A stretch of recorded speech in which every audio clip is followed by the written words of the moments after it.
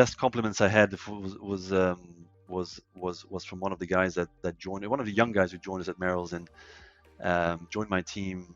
And I had been drilled to work to a very high standard. This is what you were expected to do there.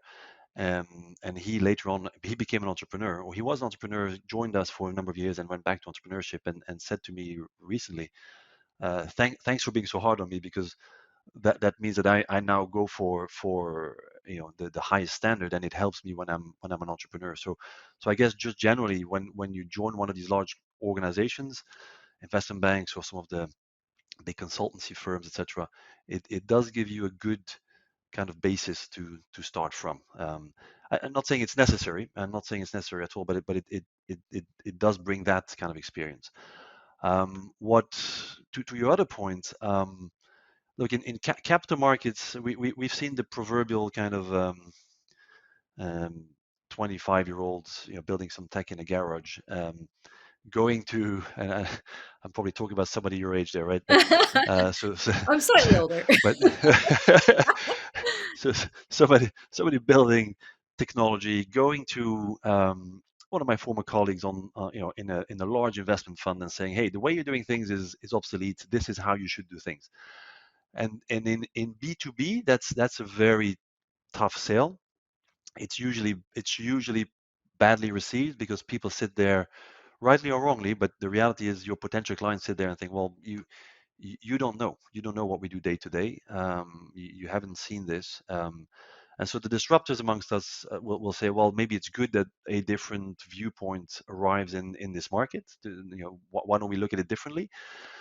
But the reality is, you're an investor, and you are managing billions for other clients, um, your appetite for risk and for doing things completely differently is reduced. So the element of age, experience, trust for having worked in those markets for many years in the B2B space certainly helps.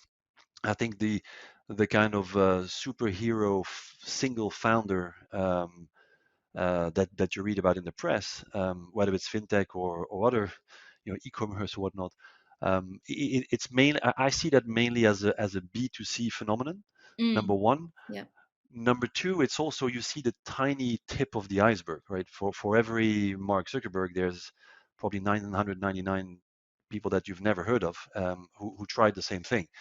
So our philosophy, my philosophy, and our philosophy at Kennek is actually, um, I guess, a bit more risk averse to a certain extent. I mean, we started a company from scratch again, so we are risk takers, right? But within, there's a spectrum there of risk taking, and for us, so already starting with 3 people rather than one.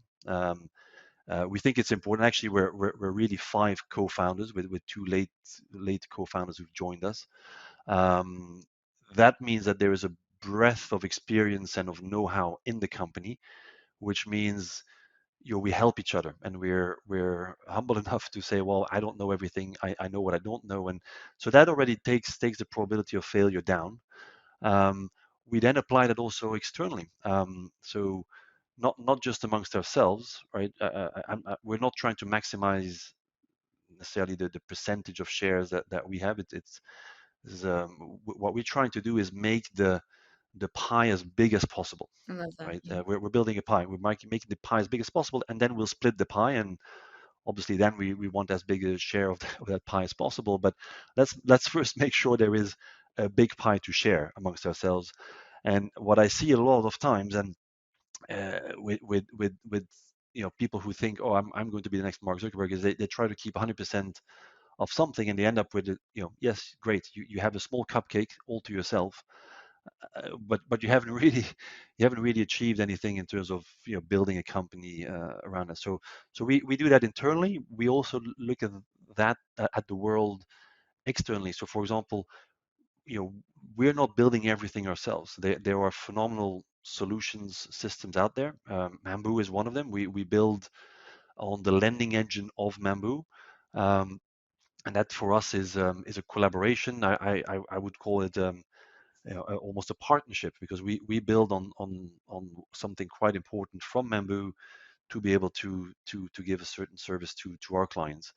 And we do that with a number of other vendors. And again, there it's about reducing the risk of failure, because when you start a company, the odds are stacked against you. That's just what the stats say, right? Yeah. So try to reduce that probability of failure, and just yeah that yeah then rather reduce the probability of failure than try to maximize for something else, like percentage of the company or whatnot, which is just in my mind certainly the wrong focus.